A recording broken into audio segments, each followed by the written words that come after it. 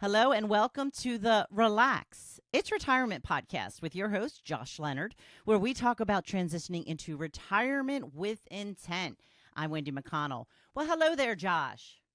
Hi, Wendy. How are you today? I'm good. It's just the two of us today. Just the two of us. I feel so special.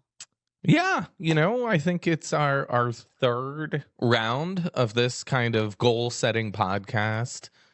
And, we won't have Pete on to hold him accountable for his goals that we talked about at the beginning of the year. But thought it was a good time to kind of recap some of our goals for this year. It's the end of the year here really, really quickly. So getting prepared and, do a refresher course on goal setting and relate it back to retirement a little bit. I think goal setting is something that's really important to me, helps kind of have the vision for the year or whatever the time span is. Newsflash, we don't have to wait to January 1st to go to the gym. You could just go at any time. It's crazy, I know, but why would we go in December? No, that's silly. You gotta wait. Yeah. Did you just roll your eyes at me? I did.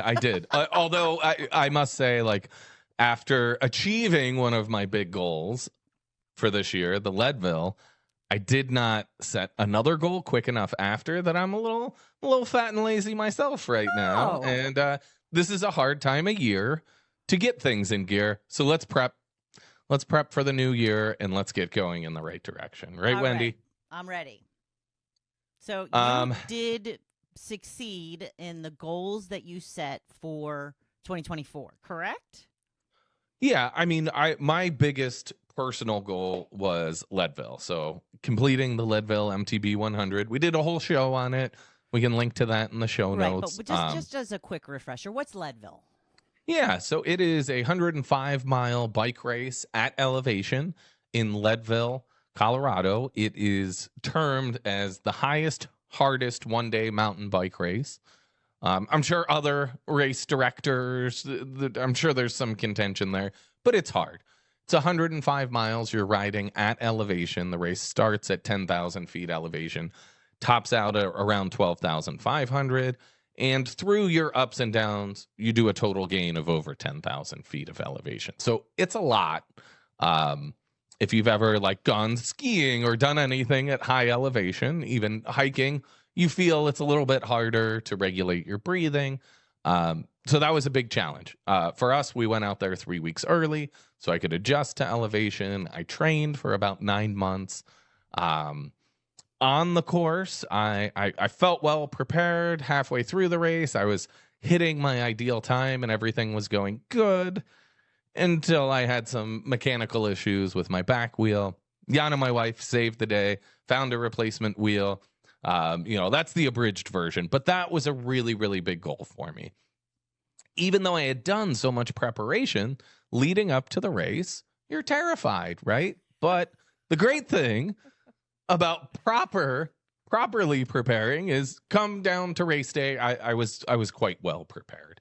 And I was able to execute, even though we had some mechanical issues that were those things just happen when you're on a bicycle or anything else, right? Yeah. If you plan out your road trip perfectly, you could get a flat tire in your car along the way too. That's not completely unavoidable, but what I could improve upon with that is having that extra wheel ready to go, maybe having a couple extra spare tubes, or, I think before I do that race again, having tested a couple different ways to maybe prevent that. But you live and you learn, right? Absolutely. So I think the goal was accomplished in completing the race, but you can always refine and make anything better, right? Right, absolutely. And now you're going to be more prepared for the next one. That's right. Mm-hmm. And I think it was empowering. One of the reasons that I like these endurance type events is it is a struggle. It's a very internal struggle to be able to push through. And I think completing that certainly gives me a strong feeling of satisfaction. Oh, good. Good for you. Okay, Wendy. Oh, I didn't Pickleball. Make any We got to talk about pickleball. I'm going to pick on you with pickleball here. No, I don't think I made any goals. Did I? Oh, you were gonna like win a tournament, right? Oh, But you had your that. partner issue. So Yeah, I mean, I do. I have a bunch of excuses. Do we really want to hear the excuses? I think we can talk through it, Wendy. We're friends here, right? Okay. Well, I typically enter the mixed doubles and the women doubles events. And I lost my male partner that I had been entering with, so I could not find somebody else to replace him. He just decided he wasn't into it anymore. He didn't want to do it. So then I really didn't have anybody to do the women's with either, because I really kind of have, jumped around a little bit from partner to partner. And I pitched someone and I didn't know her that well. Okay. And it turned out as we started training and practicing together and all, she was mean. We won't name her. She just didn't like it when we would have a difference of opinion and she would just start yelling at me. So about 2 weeks before the tournament, I said, you know what? I think I'm going to bow out. I'm good. Yeah. Certainly understandable. I think that is something, anytime you set a goal or you seek to do something, there can always be some unforeseen factors. Trying to prepare as much as possible can always help, but I think in this case, that's it. It was sort of a issue of circumstance. So you're not going to hammer me? I'm not. I think, we can certainly talk through the SMART goal framework that helps in setting our goals. So, if we think through this, I know we've talked about this in years past, but that's specific, measurable, achievable, relevant, time-bound, and specific. So, we want that to kind of frame our goals appropriately. If we just say, I'm going to be healthier in 2025, well, what does that mean? Does that mean exercising 3 times a week, not eating McDonald's 3 times a week? What is that gauge? Because we could all say, be healthier, but if you don't put some definition around that, or when you're going to commit, what those steps are, it's going to be a lot harder to achieve that bigger goal of being healthier. Yeah. So it's got to be a little bit more than I'm going to eat less brownies. You can make it specific to, reduce sweets before bed, right? So instead of, I don't know, eating a big bowl of ice cream, that's something I'm guilty of when stress eating is like ice cream late at night. Well, that's not really going to help me be healthier. Might feel good in the moment, right? Exactly. We can't take away the gratification of eating ice cream, but maybe we limit that to say, hey, you know what? Part of my being healthier is, I'll give myself an excuse where it's so many times throughout the year I can do that. One of our friends here in Michigan had told me he set at the beginning of the year, this is how many drinks I'm going to have for the whole year. It's not that I'm not drinking or I'm eliminating alcohol completely, but I'm just going to set a limit. And if I want to have a couple extra drinks when celebrating with friends, then great, I'll do that. But you're pacing it out and you sort of have an allowance for yourself. And I thought, oh, that's a really great way to look at it. So many times people do, extreme differences, and that's harder to adjust to. But if you just set an expectation for yourself, it's a lot easier to stick with that greater goal of, I think the underlying goal for him was reducing alcohol consumption overall. Okay. Yeah. Did he mention the number? I'm just curious. He didn't. Okay. But as I'm saying this, it is a curious thing, because one of the things that I want to do in January is do a dry January. This has been a trend. A lot of people do this. I've done it. I did it 2 years ago too. Kind of a nice, refreshing way, I think. For me, sometimes I do start drinking more in the winter because it's dark more. It's kind of dreary, right? So, okay, exercise more. I can exercise inside and drink less. So I think that's an easy one for me. So defining that goal is, well, don't drink alcohol from January 1st through the end of the month. That's pretty straightforward, right? Yeah. How will I know that I achieved it? I didn't drink. Right. That's it. That was fairly simple. some of my goals too, as I'm preparing here, I try to think through that SMART framework, and I know that I won't have time in my schedule again to do Leadville in 2025. I won't have time to dedicate, as much time to training, but I still want to stay healthy. I still want to take some of my athletic gains from this year and continue them on. So I want to do 2 local bike races. Those can still be challenging. I'm still going to have to train for them, but it's a lot less time intensive in terms of traveling and cost of being somewhere else. Okay. I like it. A goal that I had set, I think 2 years ago with you, Wendy, was to read 2 books a month. I've realized this year I didn't read as much. So going back to that of, hey, let's get back in the habit of reading. I think particularly before going to sleep is one that I enjoy. Really helps calm down the mind and go to bed. I think we all know there's lots of research that staring at your phone and scrolling through social media apps right before you go to bed isn't really good for you. No. So pick up a book instead. Something that Yana and I did once, but I'm trying to make it a thing, is reading to each other. So reading a book together at night where we take turns reading, and then we kind of are able to talk about it. We're digesting that book at the same time. That is something I'm trying to, I got to get her to commit to it too, Wendy. Okay. Well, and I really just wanted something similar to that where my husband and I would read the same book so we could talk about it. But my husband's not a big reader. He says it puts me to sleep. So audiobooks are fantastic there too. I listen to a ton of audiobooks because you can do it while doing a bike ride or while walking the dog or, folding laundry, whatever else you need to do. You can kind of digest it at the same time. So that could be, one way to still achieve your goal there, Wendy. Good tip. I like it. I think another goal that I had outlined for myself is spend less time on the phone while with the kids. So I think I'm guilty, and then I'm setting a bad behavior of, I got this email. Let me look at it. Mm-hmm. The email can wait, right? It certainly can. We can take some time to be separated there. Now that goal is very loose. That's like be healthier, right? So I need to sit down and, okay, what are realistic methods of doing so? Maybe I say, hey, this is my evening time with the kids. If I'm home from this time to this time, I'm just unresponsive. I can, utilize features on the phone, like quiet mode, where unless someone calls multiple times, hopefully in the case of an emergency, it doesn't really ring through. It just goes to voicemail. Right. You can silence a lot of notifications. That one I will think through and develop a more refined goal there. But okay, I would like to hear the specifics at a point in the future. You will. Wendy, okay. Is there anything you're thinking in terms of goals for 2025? Nope, no goals. Nope, gonna keep it simple because I don't want you to talk about my pickleball next year. Well, I mean, I am starting a new workout program.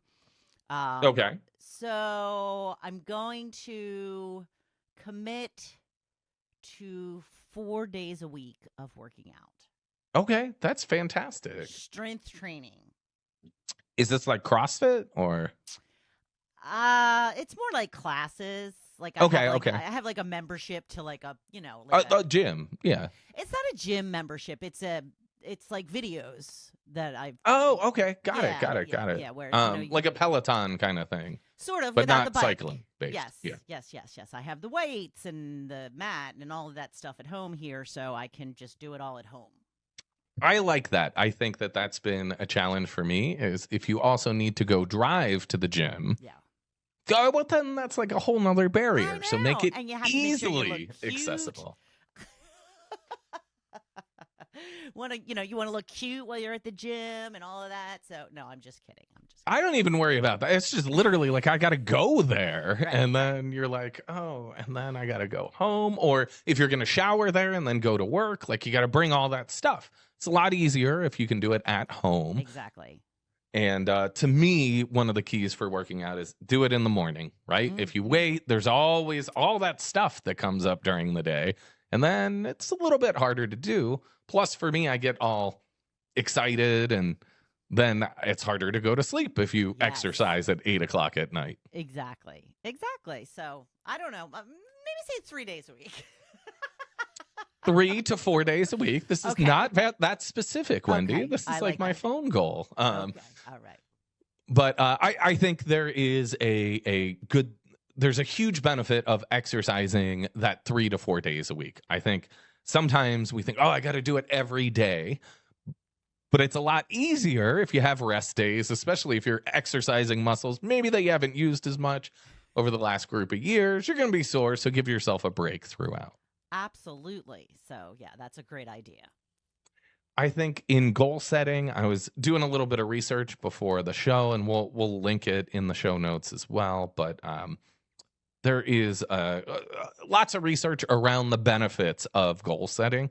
So there's 12 sort of positive effects that come out of it. So I wanted to share those with you, Wendy, here. The first one is enhanced focus and direction. Totally makes sense, right? Yep. You're able to set those clear goals. They're relevant. You're helping yourself along the way to get to whatever destination you want to be in. The other one is increased motivation, right? So if you have the goal of, in my case, doing a big bike race, well, I'm a lot more motivated on those mornings that I don't feel like doing anything to get on the bike trainer and train because of that end goal. Goes hand in hand with improved performance. Go figure, when you practice something a lot more, your performance gets better. Weird how that works. I know. Greater persistence. Again, all of these things line up and make such logical sense to us.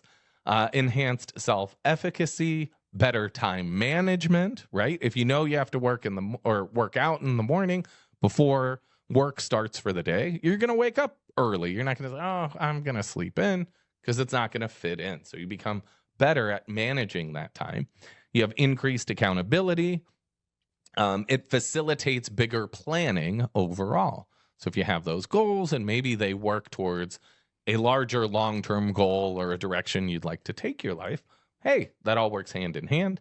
Enhanced learning and development, improved well-being overall, positive psychological effects. So, you are sort of feeding your brain in a positive way to reach that goal, and increased cooperation and ethical behavior.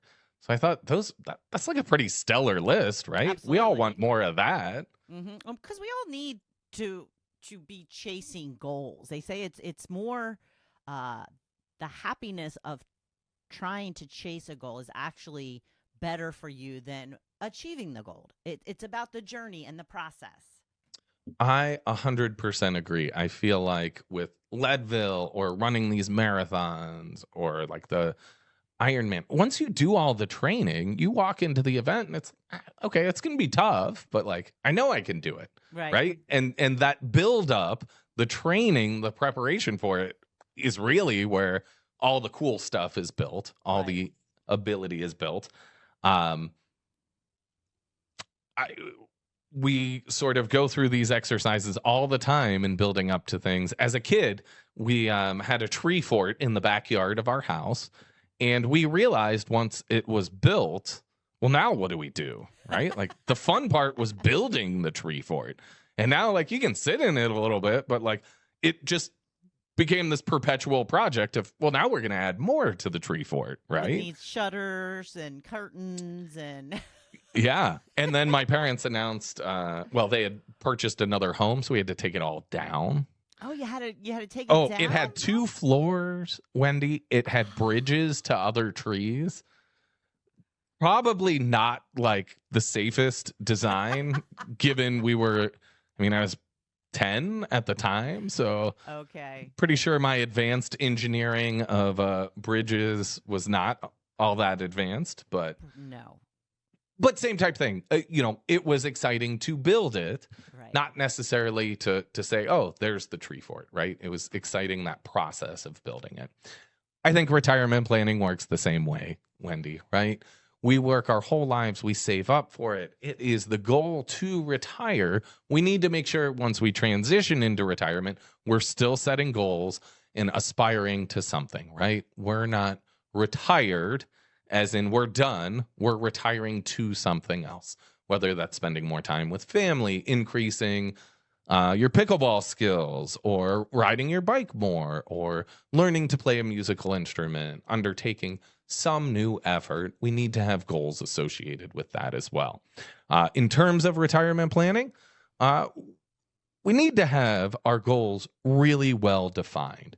So I used the SMART goal system to run through an example here of income planning. So specific, if we're thinking about income planning in retirement, we need a specific goal. So one example would be, I want $6,000 a month in monthly income from a combination of Social Security, retirement accounts, and other investments. This would be a common goal that we could declare with a client, right? Okay. We know based on expenses, they need $6,000 a month. Okay, measurable. Well, how's that measurable? Monthly income must be reaching $6,000. That's very pretty easy simple. to define. Yes. Yeah. I think sometimes clients will come to us and say, I need enough income.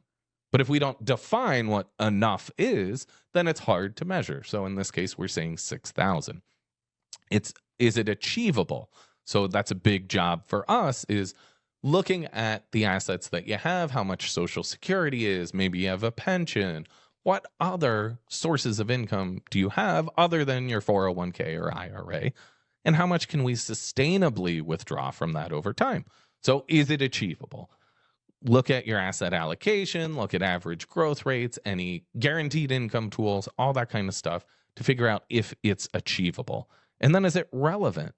Well, is that $6,000 important, or are you just picking a figure out? What does that $6,000 represent? Is that you retaining your current lifestyle, maybe with a little bit more travel or something else? How is that relevant to your overall goals? For a lot of folks, it is simply, the goal is, I don't want to run out of money. So finding that right range is the relevant goal. It's time bound, right? Well, it's monthly. I need that monthly while I'm alive. So that is perfect. We need to have that all lined up. And I think in preparing for retirement, we need to have all of those boxes checked, maybe 3 to 6 months out from the actual retirement date. So now if we're talking about planning for the new year and you're saying, hey, I want to retire in the summer, well, it's about time we get those wheels turning. We start making sure that your income plan is set up. Your investment plan matches that. Your healthcare plan also is figured out. You don't want to leave work and realize, oh, that's right, I don't have healthcare. I don't have health insurance anymore. Depending on your age, that might mean transitioning over to Medicare. We also want to make sure that your estate plan is properly set up. Sometimes clients go into retirement and they still have beneficiaries from relatives that are no longer in the picture, or they never even updated it for their kids that are now grown adults. So figuring out that estate plan and making sure it's up to date is critically important as well. As well as taxes, right, Wendy? We talk about taxes occasionally. We need to have a plan to manage and reduce taxes as much as possible in retirement. We don't want to wait until we're already retired and then try to fix it. We want to plan ahead there. Yes, exactly. Because we hate talking about taxes, but it's important. We have to do it. It certainly is. Yeah. For any of the listeners on today, I encourage you to set 3 goals for the new year. Figure out what's important to you and what sounds a little bit scary. I think always having one scary goal makes the year exciting. Even if you don't achieve it, guess what? The journey is going to make you better. It'll help you improve on whatever you're working towards. So, all right. Got it. So I've got to come up with 2 more. I'll let you know. I think you do. And I think, maybe we need to study the SMART framework to come up with another pickleball goal here, Wendy. All right. Why don't you figure it out for me and then you tell me what I need to do? I like it. I mean, that can work, but, sometimes goals are better generated for yourself. Oh, okay. All right. I think last year Pete had talked about like daily journaling as well. It doesn't have to be a big bike race or a physical thing. It can be, hey, there's one part of my daily habit that I don't really like. I want to modify that. They don't have to be so intimidating. I think especially in terms of retirement, having that intent around what we're doing in retirement and driving the goals bring it back together. So if you say, hey, I want to be more active in the community once I retire, well, great. Is there a volunteering position? Is that meaning you're more active in church or other social groups in your area? Figure out what that specific goal is and then try to build that in for your higher level retirement image or what you'd like in retirement. Sounds good. Well, Wendy, I'm wishing you the best of luck on whatever all these goals are for next year, and I'm sure we'll be talking about it along the way. Again, for you listeners, I'd encourage you to sit down, set 3 goals for the new year. Hope everyone has a wonderful holiday season here and gets kicked off to a great start next year in 2025. Until next time, remember to retire with intent so you can live your golden years with the happiness and excitement you deserve.